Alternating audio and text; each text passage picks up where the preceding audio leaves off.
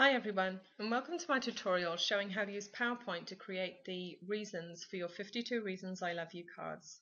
If you're watching this, I'm assuming that you've already downloaded, extracted, and you have the file stored on your hard drive. I'm also assuming a basic knowledge of PowerPoint, cutting, pasting, copying, and grouping.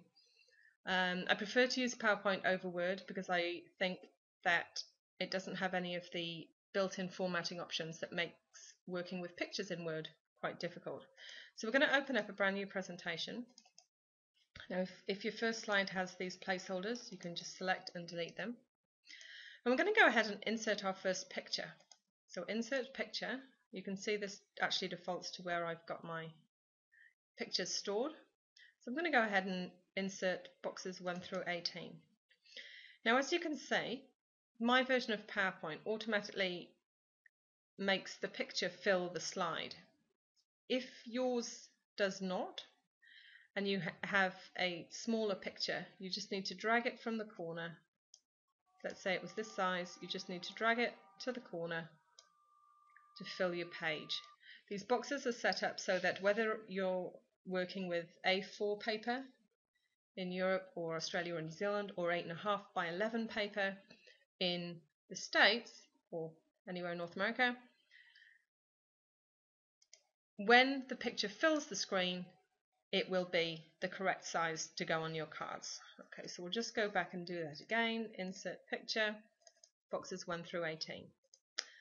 Okay, so what we need to do now is create some slides for the other two sets of boxes. So we go to New Slide, we want blank. We want New Slide, we want another blank. So on slide 2 here, we're going to go back and go Insert Picture. We're going to select boxes 19 through 36. And for slide 3, we're going to go Insert Picture and do our final 37 through 52. So now we've got 3 slides, and the picture is in exactly the same position on each slide. That's happened by default as we've put the pictures in. So now all we need to do is just create the reasons boxes containing the text to go over the top. Now it might seem like a lot to create 52, but what we're actually going to do is create 1, copy it across the row, then copy the row down 3 times, and then copy all of the boxes onto the next page. So what we need to do now is add our text boxes. So we're going to go to Insert, Text Box. Where our cursor is, that's where we start typing. You are a great dad. So now we need to apply some formatting changes to this text box. First of all, we're going to change the font to Trinnigan. There's plenty of information both on the website and in the download where you can get that font for free. We're going to make it 24-point size to start with, just because that seems to be a good place to start. And most importantly, we're going to center the text within the text box. What this allows us to do is manipulate it quite easily.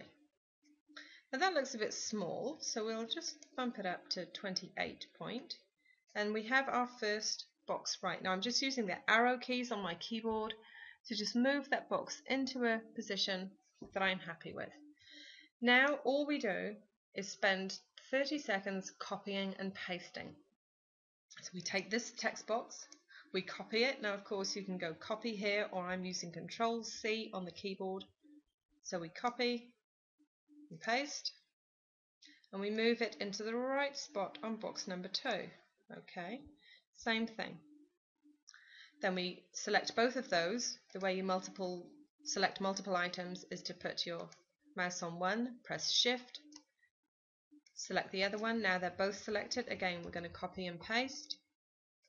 We're going to move those into boxes 3 and 4. We're going to copy and paste again, and we're going to move those into boxes 5 and 6. Now what we're going to do is just copy that whole row and paste it into boxes 7 through 12. You can just literally use your mouse, select them all, copy and paste, but it's much easier if you group them first. Grouping allows you to move a selection of items as if they were one. So what we do is we go to Format, Group, and then select Group, And as you can see, this whole mess of objects then moves as one.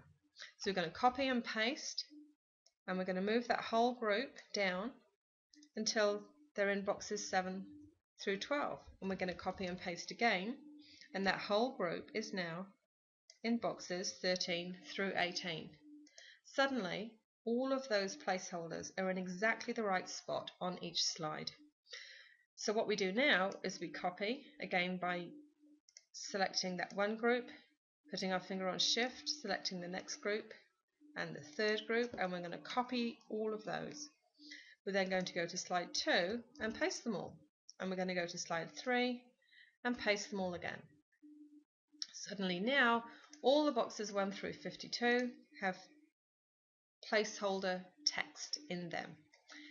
So now we'll just go, and you can just go back and edit each individual reason. So we've got number 1, you're a great dad. Number 2, you make the best curries. Now here you can see that suddenly that reason doesn't fit on the slide, so all you do is select that text and just make it smaller. Okay, same with box number 3. I love that you love dogs. That one looks like it's about the right size. Number 4. I love that you love Christmas too. Okay, so that's really big for that box.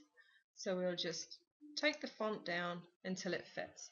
And you can see in no time at all, you can work your way through reason 1 through 6 and right the way to reason 52.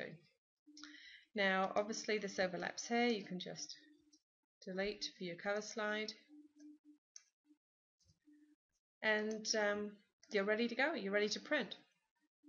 If you find that a box needs a little moving or tweaking, what you'd want to do is just select that group of objects, go to Format, Group, and just ungroup them. What that gives you is your individual text boxes back, and let's say you just, that one needed a little bit of tweaking over there. You just move the box with your arrow key or your mouse over a little wee bit. So I hope this has helped. I have had a lot of questions about how to use the template. Of course, if you're a computer expert, you can actually edit the original JPEG picture files in a program such as Photoshop. But for your average user who just wants to spend an evening making this project, I truly believe that this is the easiest and quickest way to do it. If you have any questions, please refer to the website and you know where to contact me. It's a really wonderful gift, so good luck with making it, and again, please contact me if you have any more questions. Bye!